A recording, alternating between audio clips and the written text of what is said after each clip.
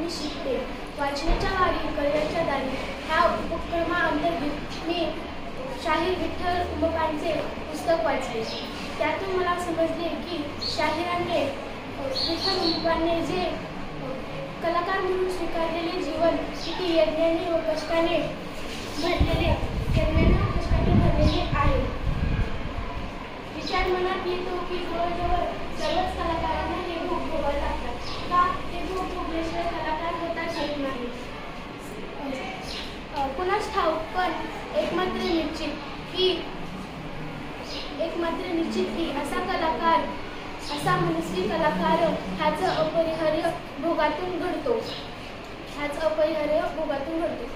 शाहिरांचे जीवन हे समर्पित जीवन आहे. ते आपल्या परिसरातील मातीचे भाग विसरत नाहीत. ह्या आत्मचरित्रातून अजून एक जाणवले की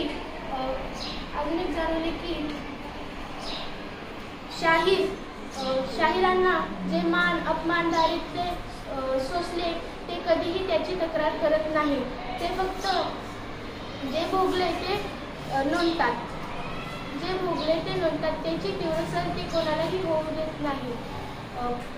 फळाभाराने विकलेल्या वृक्षाकडे जेवढी नम्रता आहे तेवढी त्यांच्या लिखाणातून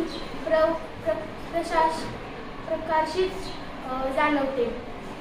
आता संगीतात करिअर कसं करायचं हा प्रश्न तरी सर्वांनाच पडतो. अनेक लहान मोठ्या शहरांमध्ये संगीत प्रशिक्षण केंद्रे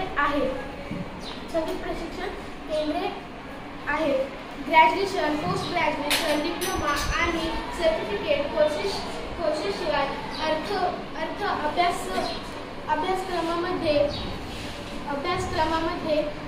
अभ्यासक्रमही शिकवतात.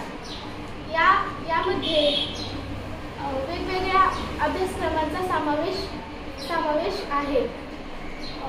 संगीत शिकणे हे मनातून येते. त्याची सुरुवात लहानपणापासून होते, पण करिअरच्या दृष्टिकोनातून 10वी नंतर